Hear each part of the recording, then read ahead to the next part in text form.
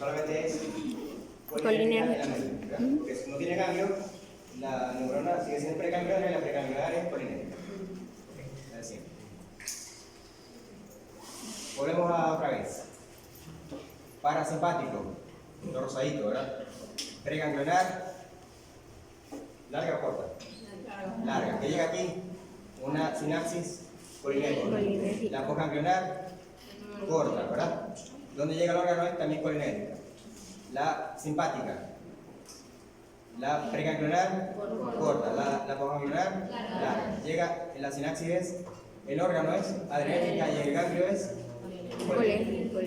En la médula es simpática, pero no hay ganglio, quiere decir que la sinapsis es colinérgica. Y aquí está lo mismo, ¿verdad? Este es un ganglio prevertebral, también se le llama colateral, también sigue siendo una sinapsis colinérgica.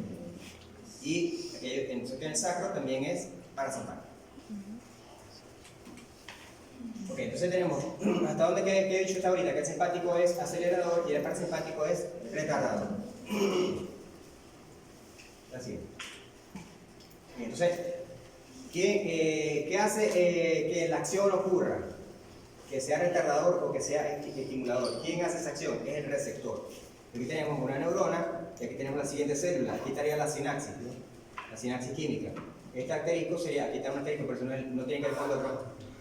Este asterisco sería el neurotransmisor, no importa cuál sea.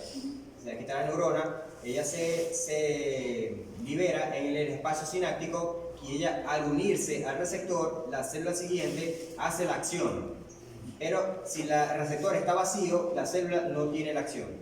O sea que la única diferencia para que la célula siguiente haga la acción es que el receptor esté unido al receptor. Cuando el neurotransmisor esté unido al receptor. Si el neurotransmisor se separa, la acción se termina. Y la acción puede ser inhibitoria, ¿cierto? Exactamente. Entonces, aquí vamos a ver que la unión con el neurotransmisor es la que hace la acción. Y la acción se mantiene mientras el neurotransmisor esté unido. Esto también tiene algo, o sea, no es totalmente así, porque si un neurotransmisor está todo el tiempo unido, por ejemplo como un veneno, entonces la célula siguiente se agota y lo que hace es que esconde los receptores para que esa no dañar la célula. Eso que se llama que se pueden autorregular. Entonces si está demasiado excitado el receptor, la célula puede bajar la cantidad de receptores. Sí, también pasa eso. O al revés, puede haber receptores, aumentar la cantidad de receptores, que es cuando uno toma café. O que la gente se excita, ¿verdad? Que aumenta la excitabilidad de las neuronas. Pero no tanto eso sí, pero tiene que ver con el potencial de acción. Pero bueno, para que sea como ejemplo, ¿no? Que se puede excitar o no. Y entonces, esto para que lo sepa, que la autorregulación tiene que ver con eso, con que el receptor, la función del receptor, o responde o le baja la afinidad y baja la cantidad de acción que hace. O simplemente que el simpático cuando libera noradrenalina, la noradrenalina bloquea el parasimpático. Y al revés, cuando el parasimpático libera adrenalina, acetilcolina, la acetilcolina bloquea el simpático. Entonces para que las dos no se liberen al mismo tiempo. Ya, ¿cómo? Tienen unos receptores presinápticos. Entonces, aquí este es simpático, ¿verdad? Sí. Libera noradrenalina en el órgano. Esta noradrenalina va a las neuronas parasimpáticas que están al lado, porque eso no es que, sino que están todas revueltas. Entonces, la simpática está al lado de la parasimpática. Lo que hace es que la noradrenalina bloquea la que está al lado, que es simpática, para que la simpática no se libere al mismo tiempo que la simpática, sino que se libera una y la otra. Se van turnando. O dependiendo de la acción que necesitan. Ok, entonces la acción intracelular o sináptica la determina el receptor. O sea, el neurotransmisor, la única función que tiene el neurotransmisor es salir de la presináptica y irse a pegar en la postsináptica, más nada. El neurotransmisor no es el que hace la función. Quien hace la función es la célula postsináptica y va a depender del receptor que se une ese neurotransmisor. O sea que es el receptor el que va a tener la acción. Si el receptor es excitador, la acción es excitadora. ¿Quién tiene estos receptores excitadores? ¿El simpático o el parasimpático? El simpático. ¿verdad? Y si el receptor es inhibidor, entonces la acción que hace en la célula es inhibirse. ¿Quién tiene esa acción inhibidora? El parasimpático. O sea, hasta ahorita tenemos que el simpático tiene receptores excitadores y el parasimpático tiene receptores inhibidores. Ahí más o menos, ¿verdad? Bien, pero ahora resulta que hay que... otra cosa es que la sinapsis nunca cambia de acción. Entonces, si yo tengo una sinapsis que es excitadora, siempre esa sinapsis, cada vez que se estimule, va a ser excitadora. Y si una sinapsis que es inhibidora, cada vez que se estimule esa sinapsis, siempre es inhibidora. Bien. Ahora bien, el sistema nervioso autónomo, esto es decir, la regla que se tenía principal. El sistema simpático excitador y el sistema parasimpático inhibidor. Entonces empezaron a investigar más y resulta que se encontraron con unas paradojas. ¿Tú sabes qué es una paradoja? Paradoja. No, es que siempre anda en ese dilema, una paradoja, no sé. ¿Quién es? No me pare, bueno, pues. Esto es una paradoja, ¿verdad? La canción de esta. Acompáñame a estar solo. Si no vas a estar solo, ya Ajá, si no acompañas, es contradictorio. ya no vas a estar solo. Entonces ya no vas a acompañar porque era acompañarme para estar solo. O háblame en silencio, también es una paradoja. Son frases que se contradicen a sí mismas. Son contradictorias. Okay. ¿Qué decimos cuando una acción es paradójica? Que debiera de ser una cosa y resulta que es otra. Estamos diciendo que cuando sería el simpático sería paradójico, cuando en vez de ser excitador es inhibidor. Cuando el parasimpático sería paradójico, cuando en vez de ser inhibidor es excitador. Profe, una pregunta. ¿Y por qué se están dando arriba? Arriba nada. ¿Por qué no? Vimos la calidad. Porque ningún aire de ninguna de esas áreas sirve. Una frase que... Entonces,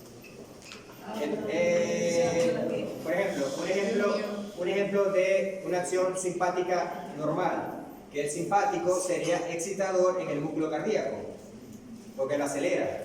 Una acción de inhibidor en el músculo cardíaco sería el parasimpático, porque el músculo cardíaco inhibe el músculo cardíaco, late un paso más lento. Eso es lo normal. Eso es normal, ajá, eso es lo normal. Que lo normal del simpático sería excitador. Si el simpático inerva el músculo cardíaco, ¿qué hace? ¿Qué haría? Excita el músculo cardíaco, que hace que late más rápido. Y el parasimpático es inhibidor. ¿Qué hace el simpático cuando inerva el músculo cardíaco? Lo inhibe, que hace que el corazón late más lento. ¿Ya? Eso sería lo normal. Ahora, ¿cuál sería la acción paradójica? Que el simpático en el músculo liso de las vías respiratorias lo relaja.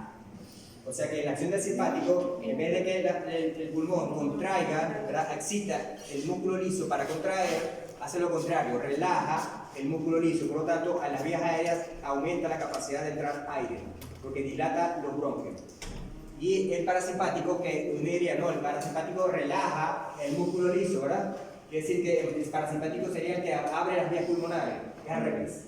O sea, el parasimpático tiene una acción paradójica porque él, en vez de dilatar, contrae los bronquios y al estar actuando el parasimpático reduce la capacidad respiratoria. ¿No? Entonces, si hay un perro con asma, ¿verdad?, que tiene contraídas las vías respiratorias, ¿qué le van a dar? ¿Algo que actúe en el parasimpático o algo que actúe en el simpático? Parasimpático. En el simpático. En el simpático, si ustedes tienen un perro con asma, un caballo con asma, y en los bronquios contraídos, no sé si alguien aquí ha sufrido asma, alguna de ellos tenía asma cuando chiquito. ¿Qué hace el asma? El asma contrae los bronquios. ¿Quién está actuando ahí? El parasimpático. El parasimpático. Parasimpático porque está relajado, contraído. Entonces, ¿qué tiene que dar? ¿Qué es lo que hace en la bichita? ¿Qué tiene esa bichita? Tiene un fármaco que actúa sobre el simpático. Pero ya eso sería... Y relaja. O sea, Claro, porque estamos para ser médicos. Pero principio. La lógica de lo que vamos a usar para ser o médicos. sea, no atacas el parasimpático. No, está bien, activas te el entiendo. simpático. Cuando tú te tomas la gomita, activa el simpático. Te lo pongo. ¿Puede volver a explicar la paradoja? La paradoja es que hace lo contrario. Lo contrario, ¿no? O sea, el simpático es excitador. ¿Qué hace en el corazón? Acelera. Acelera. Pero es paradójico en el pulmón. ¿Por qué paradójico en el pulmón? Porque si acelera, debiera acelerar el músculo liso, o sea, lo debiera de contraer. Y hace lo contrario, lo relaja. Es decir, que el bronquio se abre. O sea, que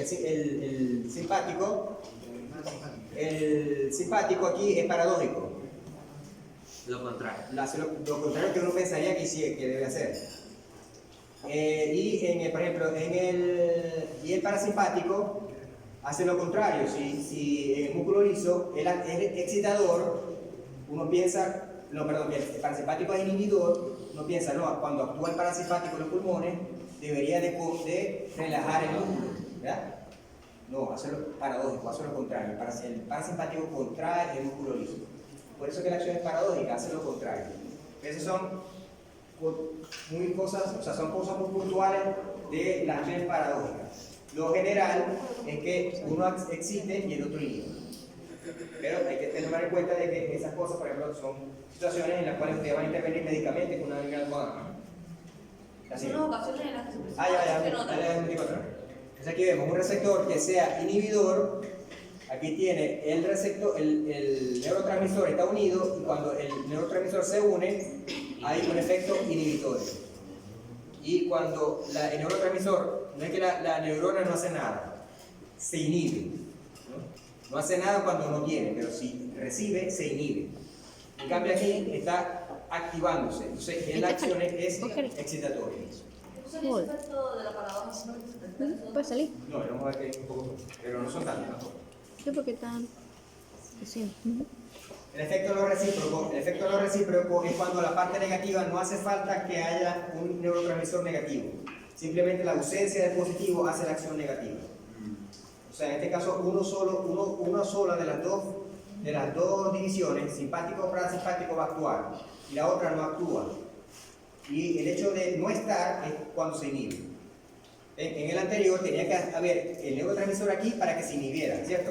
Aquí no, aquí la ausencia del neurotransmisor activa la acción inhibitoria. Por ejemplo, en el músculo liso de los vasos sanguíneos, casi, solamente son muy poquitos vasos sanguíneos que tienen acción parasimpática. Los vasos sanguíneos solo tienen inervación simpática. Si cuando el vaso sanguíneo recibe la inervación simpática, el vaso sanguíneo se contrae y reduce, o sea, lo que se llama vasoconstricción, se reduce el lumen del vaso sanguíneo. Y cuando el simpático deja de actuar, el vaso sanguíneo simplemente se relaja, pero no es porque actúe el parasimpático, sino porque dejó de actuar el simpático. Al dejar de actuar el simpático, el vaso sanguíneo se dilata. Pero no hay acción parasimpática en esta acción del vaso sanguíneo.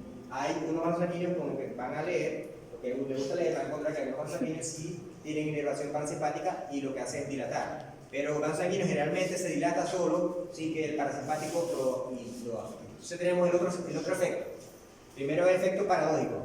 Ahora tenemos el efecto no recíproco.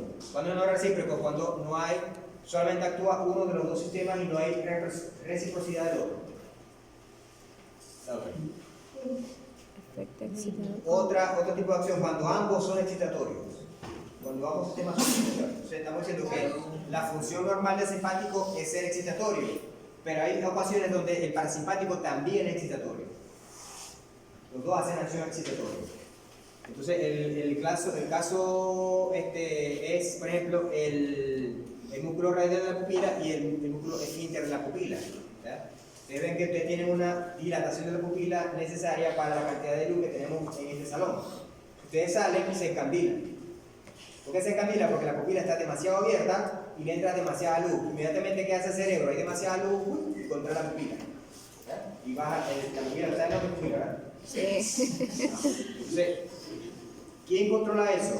La abertura y la cerrada de la pupila son dos tipos de músculos, uno que la abre y otro que la cierra. Resulta que uno, el que la abre, es simpático y es inervación simpática, y el que la cierra es contracción, es acción parasimpática. Entonces, ambos son excitatorios, pero excitan diferentes músculos. Cuando actúa el simpático, ¿cuál músculo activa? El que la dilata, o sea, el músculo radial. Y cuando actúa el parasimpático, ¿qué activa? El músculo circular, el que la contrae, pero también excita, también contrae. Y entonces están en una guerra el uno con el otro para ver qué tan grande es la pupila. O sea, cuando el simpático actúa más, la pupila está más dilatada. Cuando el parasimpático actúa más, la pupila está más cerrada. Pero ambos están todo el tiempo funcionando. ¿Por qué saben que todo el tiempo está funcionando? Porque si ustedes llegan a un perro con la pupila dilatada así, ¿verdad? La pupila dilatada completamente, ¿qué quiere decir eso? ¿Quién está actuando? El simpático. Solo está actuando el simpático. Se inhibió el parasimpático por alguna razón. Por unos venenos que actúan sobre el parasimpático, resulta que ustedes no los síntomas que va a haber en el perro, porque el perro está intoxicado con un veneno que le activa el parasimpático, inhibe el parasimpático, que porque el perro tiene tirada la rutina. Porque solamente está actuando el simpático. Que tiene inhibido el parasimpático. Y por eso se puede morir también. Gracias. Gracias. ¿Listo? Ok, esas son las acciones. Tenemos acciones entonces, la normal, Signac. ¿verdad? Que no sea excitador, la paradójica, ¿verdad? La No recíproca. La no recíproca y la no. ¿Cómo que es? Ok, entonces tenemos esos receptores que están aquí, hay dos tipos: un receptor ionotrópico y un receptor metabotrópico. Ionotrópicos suenan a los iones, ¿verdad? Entonces, esos receptores que sí trabajan con iones, con sodio, potasio, calcio y cloro. Mientras que el metabotrópico trabaja con una proteína metabólica, que se llama metabotrópico. Metabólico. Bien, así es. Entonces, ¿qué hace el receptor ionotrópico? Esta bolita que está aquí, azul, es un neurotransmisor. Y esto que está aquí es un ion. Cuando el neurotransmisor se une al receptor, el receptor está pegado al canal. Quiere decir que el neurotransmisor, cuando se une al receptor, que es el mismo canal, se abre el canal y el ion entra. Y hace un cambio de polaridad aquí, porque dependiendo del ion. Porque si el ion es negativo, va a aumentar lo negativo de aquí, ¿verdad? Por ejemplo, si es cloro. Si es cloro el que entra, entonces esto se pone más negativo, o sea que se hace una hiperpolarización. Pero si es sodio o es calcio el que entra, se hace menos negativo, o sea que hay una despolarización. O sea que lo que hacen los iones al entrar, al activar el neurotransmisor, al activar un canal tipo iónico, lo que hace es cambios de voltaje en el interior de la célula. Al entrar, dejar entrar iones, ¿no? Fíjense, aquí está el neurotransmisor, se une al receptor, el receptor es el mismo canal y el canal aquí se abre y pasa el ion. Hay otra palabra parecida que se llama inotrópico. La vamos a dar en la siguiente clase, como cuando pueden confundir las dos palabras. La proteína G. Ya, que la otra G. Entonces, ¿quién hace que en el caso del ionotrópico, quién hace que la neurona se hiperpolarice o se despolarice? El ion. Si un ion negativo, la neurona se va a hiperpolarizar. Y si el ion es positivo, la neurona se va a despolarizar. En este caso, los metabotrópicos, la acción viene dada porque este sería el receptor, y el receptor solamente une el neurotransmisor. Y luego este receptor tiene del lado dentro de la célula, del lado dentro tiene una proteína asociada que se le llama proteína G. Y esa proteína G activa ciertas cosas. En este caso estamos viendo un ejemplo con la proteína G, está abriendo un canal, igualito que el anterior, ¿verdad? El anterior también abría un canal, pero ¿cuál es la diferencia? El neurotransmisor. No, la diferencia es que en el ionotrópico el canal tiene el receptor pegado. Ah, pegado, ya ves. O sea, no hace falta más nada. El neurotransmisor se une y se abre el canal. En los metabotrópicos, el receptor se une, el receptor dispara una serie de cosas intracelulares que se llaman segundos mensajeros, se llaman así. Segundo mensajero. O sea que el primer mensajero sería el neurotransmisor. Y el segundo mensajero es la sustancia que se libera después. Bien. Entonces, este segundo mensajero hace la acción. En este caso, es la misma acción que es abrir un canal. Pero puede haber varios tipos de acciones, no solamente abrir canales. Sino pueden activar otras proteínas, pueden que se active el ADN para que se activen ciertos genes. Así son muchos tipos de acciones. ¿Qué pasa con eso? Que entonces los receptores metabotrópicos pueden ser excitatorios o inhibitorios dependiendo de qué, de la acción del segundo mensajero, de lo que se haga después. Esta acción después es lo que va a hacer que la célula la acción sea inhibitoria o sea excitatoria. Ok. Ya esto lo recordamos, ¿verdad? Sí. Si la sinapsis, el neurotransmisor o el receptor es acetilcolina, se llama colinérgico. Y si la sinapsis, el neurotransmisor o el receptor usa la adrenalina es bien, entonces tenemos esa es la que sigue. No, se pasó, creo. Aquí. Y entonces vamos con los receptores polinéricos. ¿Qué quiere decir polinéricos? Que son los receptores que usan Acetilcolina. dijimos que estaban ¿dónde? En Preganglionar y en la preganglionar del parasimpático. la focal ganglionar del parasimpático. Entonces tenemos aquí esta neurona que está usando esta bolita que decíamos que era acetilcolina y el receptor sería esta cosita por lo menos que está aquí. Este es el Parece receptor. Pac-Man. Parece Pac-Man, profe. Parece Pac. Entonces, bien. Vamos a ver que tiene una distribución anatómica.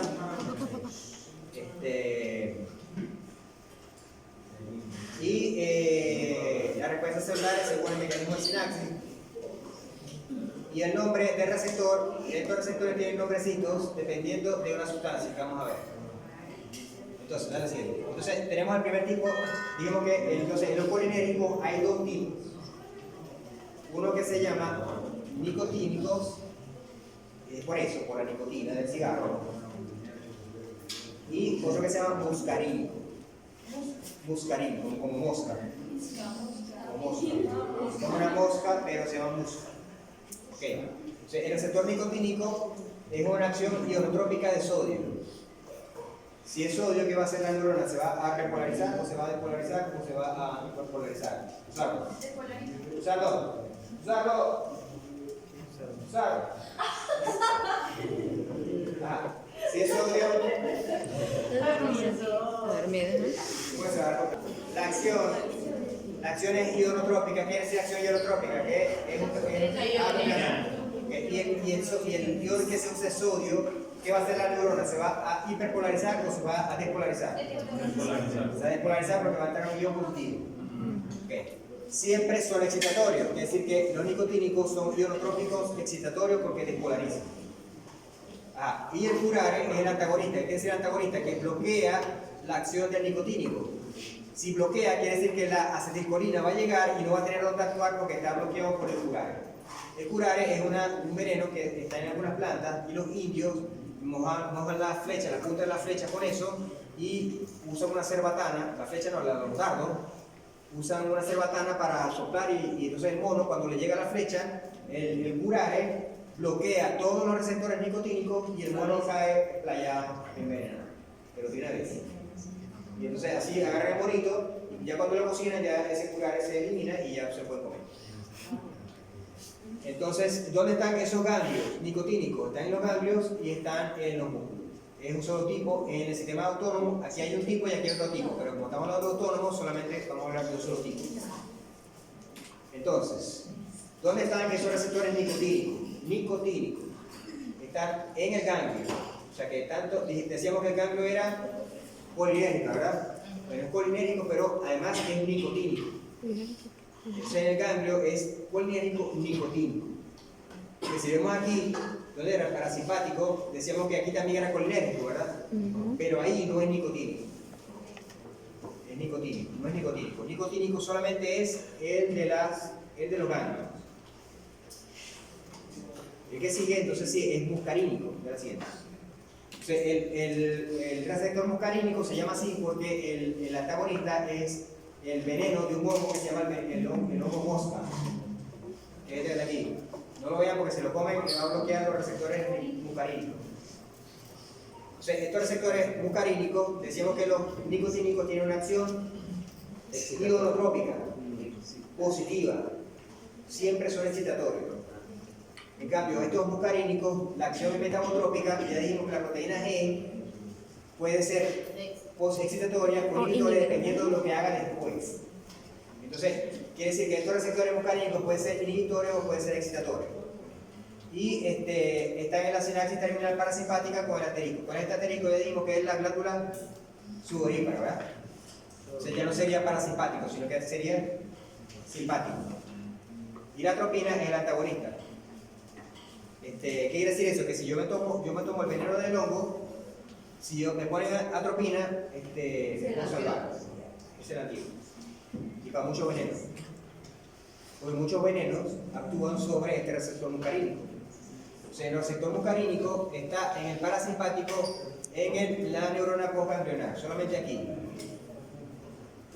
O sea, hay muchos, por ejemplo, el veneno el perro llega intoxicado con garrapaticida. ¿Qué es lo que le pone el médico al veterinario al perro? Atropina. ¿Qué es lo que va a hacer él con la atropina? Va a contrarrestar el efecto del veneno sobre el receptor muscarínico. Porque la atropina es un bloqueante de los colinérgicos, pero solamente colinérgico muscarínico. O sea que estos que están aquí no se van a alterar con la atropina, porque solamente altera el muscarínico, que está aquí, el rosadito ese. Los muscarínicos hay también tipos, entonces tenemos se dan del M1 al M5, son 5 tipos. Entonces solamente nos interesa en este tema el M3, que es excitatorio, y el M2, que es inhibitorio. Entonces cuando ustedes vean que lo que hablamos ahorita, ¿no? Que el simpático siempre es inhibitorio o excitatorio, parasimpático. Excitación. Siempre es inhibitorio, quiere decir que lo normal es que él siempre use el M2, porque siempre va a ser inhibitorio. Pero hablamos de que el parasimpático tenía unas acciones paradójicas, ¿verdad? Que eran excitatorias. Entonces, cuando el simpático para una acción excitatoria, ¿sobre qué receptor está actuando? Sobre un muscarínico M3. Eso es una pregunta, ¿qué hay más? Los demás son receptores de tipo que si en la conciencia, que si en el aprendizaje, que si que se pone bravo, que si en el Alzheimer también se afectan algunos de ellos. O sea, son más receptores desde el punto de vista de la conciencia y de la función cerebral. Por lo menos este M1, uno de los que actúa sobre los anestésicos. El anestésico bloquea este es un estimulante, es potencial postsináptico excitatorio. Esto, ¿te acuerdas que te lo dije? Entonces, cuando el potencial postsináptico excitatorio aumenta, quiere decir que la neurona se hace más excitable. Y cuando baja, la neurona se hace menos excitable. ¿Qué pasa con el anestésico? El perro se duerme, ¿verdad? No siente nada. Quiere decir que los potenciales sinápticos se bajaron de tal manera que con la neurona se inhiben.